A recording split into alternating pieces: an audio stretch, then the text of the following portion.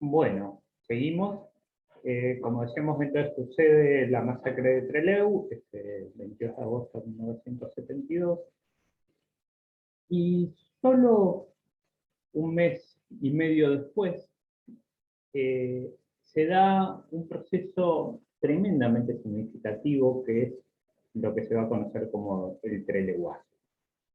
Básicamente, el 11 de octubre de 1972, la dictadura envía a la región un operativo represivo, masivo realmente, muy amplio, que se denominó el operativo Vigilante. Aterriza un avión Hércules C-130 con un número muy importante de oficiales y suboficiales del quinto Cuerpo del Ejército, con camiones del Ejército y de la Armada que patrullan las calles, que allanan y requisan más de 100 domicilios en toda la región noreste de Chubut, bueno, Trelew, Rawson, Playa Unión, Gaiman, Puerto Madre y Puerto Pirámides. Son secuestradas un número importante de personas, eh, en algunas de ellas son liberadas más o menos rápidamente, por ejemplo Carlos Maestro, uno de los secuestrados, quien fue después 2 veces gobernador de la provincia de Chubut en los años 90, Silvia García, docente de nuestra universidad, bueno, recientemente jubilada, Silvio Bratón y Roque Callejas, entre otros. Esos son liberados rápidamente y la dictadura secuestra 16 ciudadanos de la región, 16 militantes populares.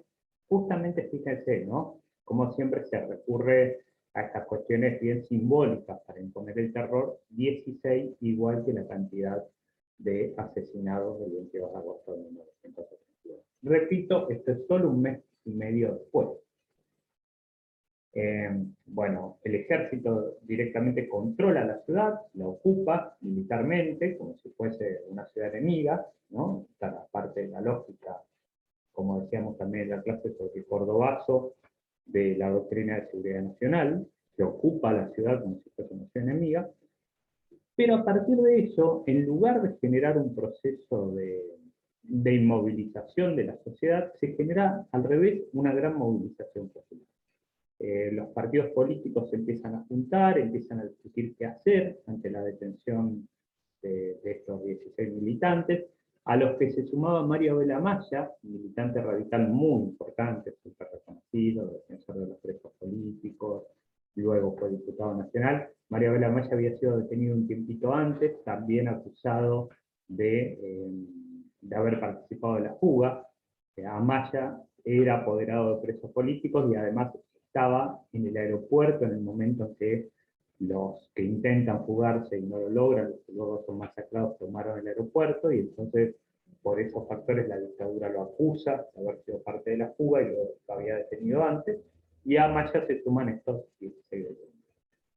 Decía, los grupos políticos empiezan a juntarse, a discutir qué hacer ante esto, pero además, sobre todo, la movilización popular lleva todo por delante. La gente se empieza a juntar en la plaza del pueblo, primero frente a lo que era el distrito militar, donde ahora está la sede de turismo, vieron ahí en Mitre y San Martín, frente a la plaza.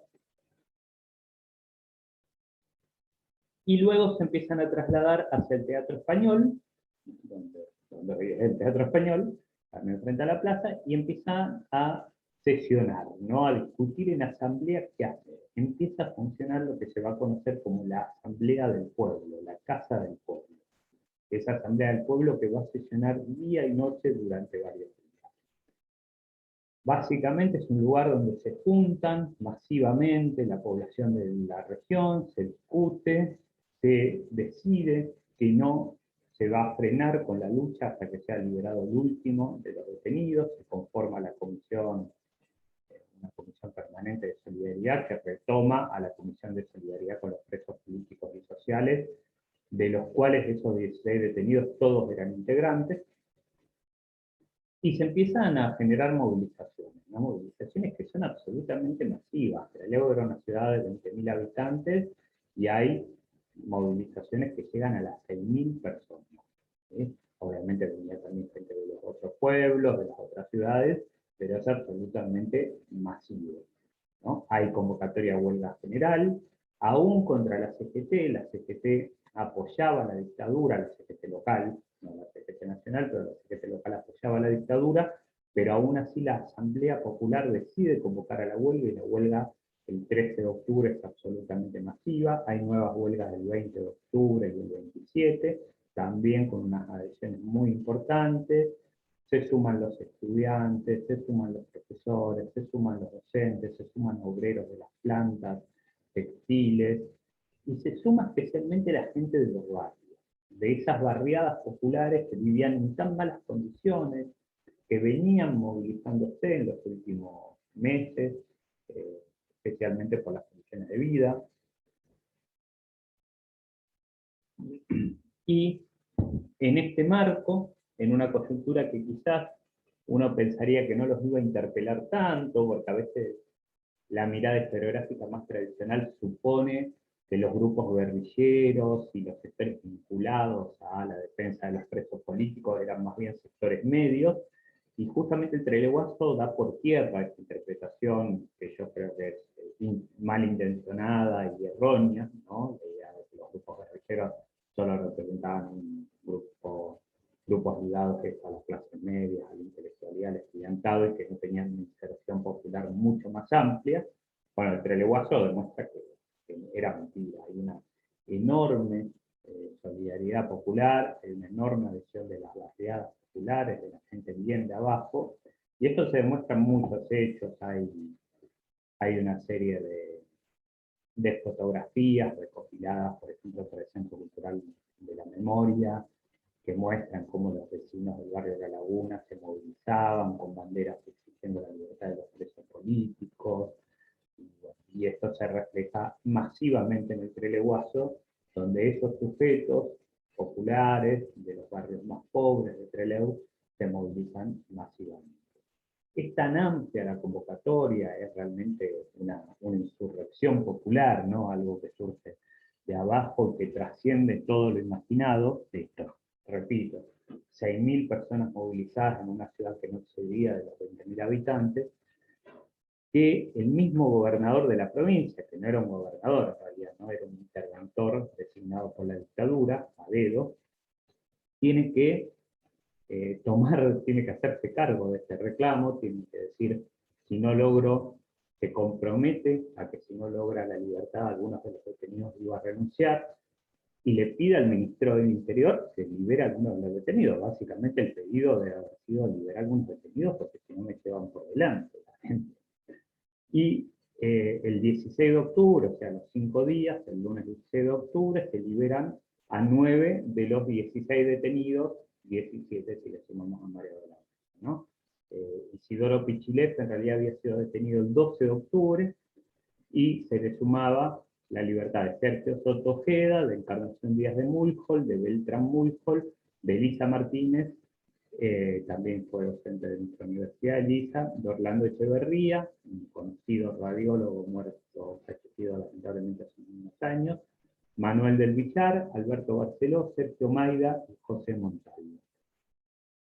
El ministro de Economía, Norberto Mazzoni, ministro de Economía de ese gobierno dictatorial, era Mazzoni, un dirigente radical, que luego fue ministro de Educación en el gobierno de Carlos Maestro, fíjense ahí las vueltas, ¿no? Mazzoni era acá ministro de una dictadura que, entre otros, detuvo a Maestro y después fue ministro de Maestro en los 90, que es el padre del actual ministro de Seguridad, de Federico Mazzoni. Bueno, Norberto Mazzoni informa los nombres de los liberados y promete que el gobernador iba a seguir gestionando en Buenos Aires la libertad del resto de los detenidos, incluido Mario Abelamacha, que fíjense también, Mario Abelamacha era un dirigente radical, o sea, del mismo partido, menos formalmente, que Mazzoni. Bueno, la asamblea se convoca ante la libertad de estos detenidos, festeja la libertad de los detenidos, hace un acto muy importante, realiza otro paro activo el viernes 20 de octubre, y decide continuar la movilización permanente hasta lograr la libertad de todos. O sea, no dice, no, por la libertad de esos 9, no dice, bueno, frenamos, sino reactiva la movilización. A los pocos días, el gobierno da una nueva muestra, digamos, de debilidad o de aceptar el grado de movilización y libera a otros 4 detenidos, Horacio Mayo. Horacio Mayo era además un militante político, un muy conocido escultor, por ejemplo, de los frescos que están, los bajorrelieves que están en la Plaza Centenario, y de los 2 monumentos que están en la Plaza Centenario, el monumento a Leguillón y el monumento a los caídos en Malvinas. Manfredo Lencián, también docente de nuestra universidad, también fallecido creo que hace 2 años, nada más. Manfredo fue docente muchos años en ciencia política. Horacio Correa y Celia Negrini. Celia Negrini, una muy conocida médica. Bueno, el anuncio de la liberación de los detenidos y el nuevo paro general siguió metiendo presión, ¿no? Y a los pocos días, el martes 24, arriban a Trelew estos detenidos ahora liberados, que son llevados casi en andas, en caravana, desde el aeropuerto hasta la asamblea.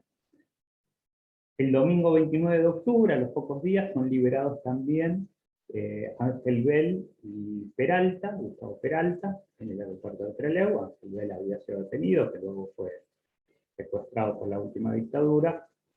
Bell declara: hemos llegado a la ciudad de la solidaridad, porque bueno, el hecho de Trelew adquirió dimensión nacional, fue un hecho increíble.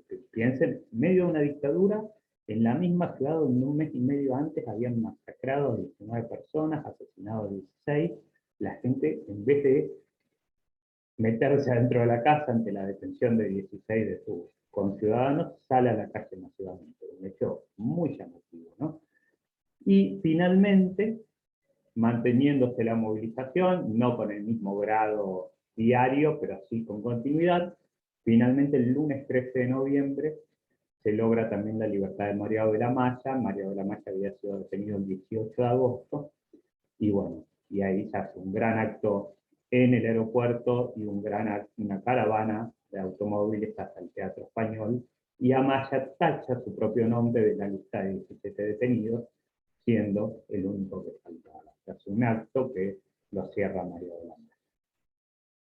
Bueno, en el texto que les compartimos, además está toda la desgrabada la entrevista, que igual la conferencia de prensa que dan los militantes políticos masacrados ese 15 de agosto de 1972 en el aeropuerto viejo de Trelew. Y está también un fragmento de la entrevista a Ricardo Aydar, a María Antonia Berger y a Alberto Miguel Camps, hecha en junio de 1973. Ricardo Aydar, Berger y Camps son los 3 sobrevivientes de la masacre del 22 de agosto de 1972. Los 3 fueron luego desaparecidos, asesinados por la última dictadura. Esa entrevista, que está desgrabada por Axel Binder, fue conocida públicamente recién en el año 2012, en el marco del juicio, por la masacre de Trelew, que se realizó 40 años después.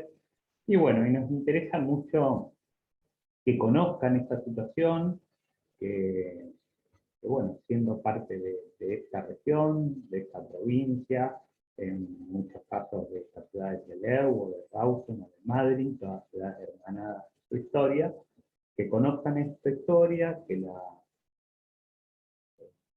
que puedan, además de conocerla, insertarla en la historia nacional y en la historia latinoamericana, entender cómo desde nuestra región también somos parte de esa historia nacional y de esa historia latinoamericana global,